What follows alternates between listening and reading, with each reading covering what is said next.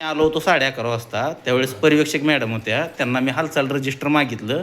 त्यांनी सांगितलं हालचाल रजिस्टरवर त्या शिक्षकाची, जगताप सरांची गावात गेलेल्याची किंवा वैयक्तिक कामासाठी गेलेल्याची नोंद नाही.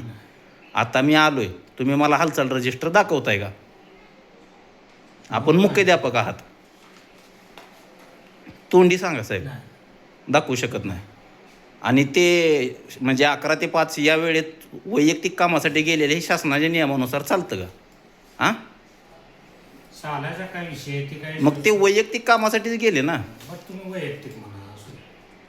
मग ते जाणं योग्य आहे का? योग्य नाही म्हणतोय मी. मग त्यांच्यावर तुम्ही कारवाई करणार आहात का?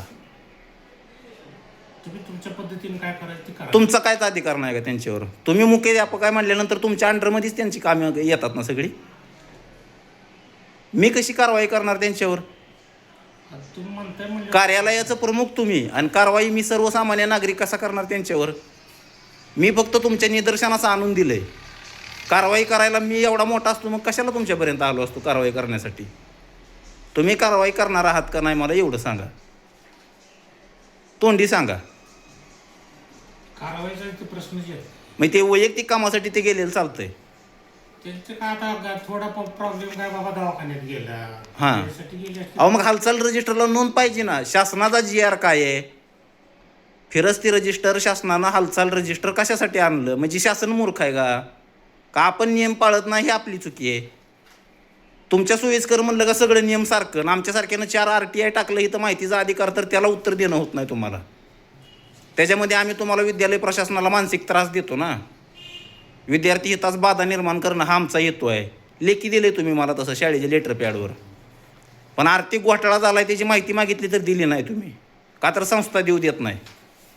आता मला फक्त एवढं म्हणायचं आहे, तुम्ही कारवाई करणार आहात का नाही? कारवाईच्या संदर्भात काय जे का माझी मला कारवाई पाहिजे ना.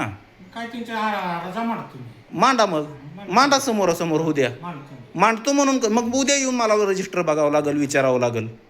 मी रोज उद्या येतो, मग तसं करतो. रजा मांडतो मी. मांडा ना, मग समोर मांडा. समोर मांडा, होऊ द्या काय असेल ती, समोरासमोर होऊ द्या. एखाद्या गोष्टीची जर फिकिरीच नाही तर त्याला कशाला भीती आपल्याला? मांडा.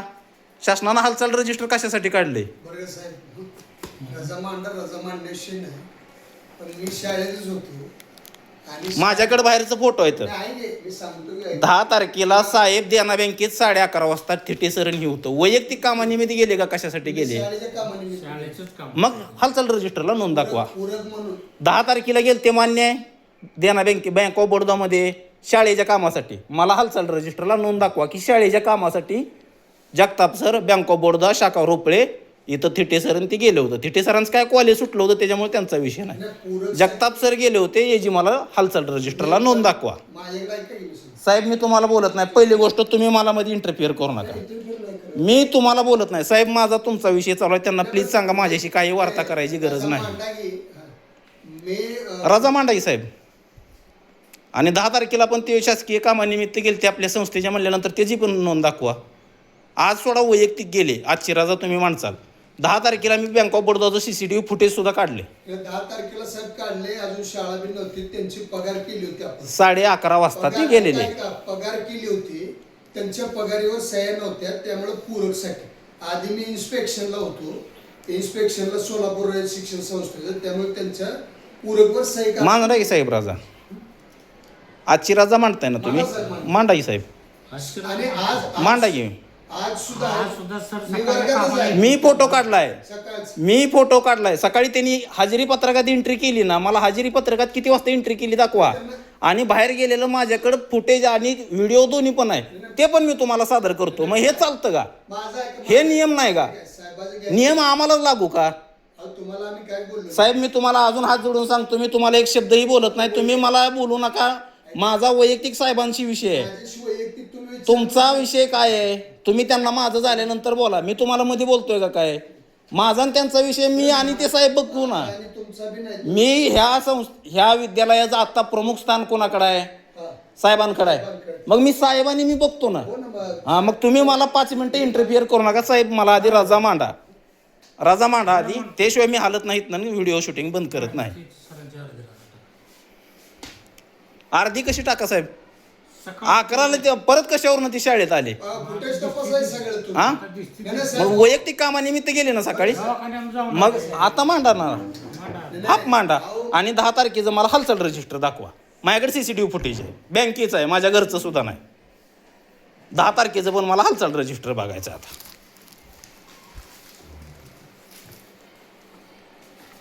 पण मी सकाळी इथं होतो, इथलं तुम्ही चेक करा ना काय चालवतं इथं गोंधळ वगैरे बाकीचं आपण हे केलंय का? बरं आमचं तुम्हाला वैयक्तिक काहीच नाही ना विषय. मी तुम्हाला वैयक्तिक बोललो का साहेब? वैयक्तिक झालं नाही मग तुम्ही माझ्यावर गुन्हा दाखल करा. कुणावर? साहेब मी यांना बोलत नाही, यांना परत एकदा सांगतोय तुमच्या समोर माझ्याशी एक शब्दही बोलायचा यांचा संबंध नाही. मी आणि तुम्ही आपल्या दोघांचं संभाषण चालू आहे. या विभागाचं या शाखेचं तुम्ही इथलं प्रमुख स्थान भूषवताय म्हणून मी वैयक्तिक तुमच्याशी संवाद साधतोय. तुम्हाला बा असं काय बोलत नाही. माझ्यावर गुन्हा दाखल करा म्हणलंय साहेब. मांडायचं साहेब राजा.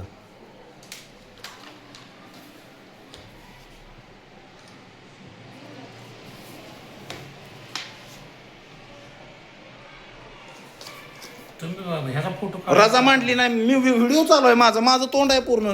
मला कळलं पाहिजे ना तुम्ही मांडताय का नुसता पेन फिरवताय.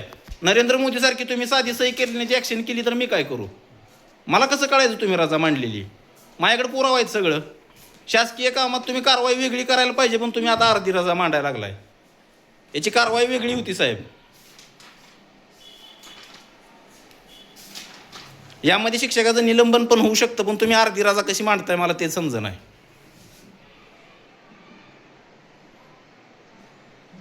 माझ्या डोळ्यांतर बघू द्या की मला, कॅमेरा राहू द्या माझ्या बाजूला. अहो, लय हे करायचं नसते. कसं करायचं नसतं? तुम्ही मला माहितीच्या अधिकाराला का दिलं नाही माहिती? मग तुम्हाला नियम सारखा आहे तर हां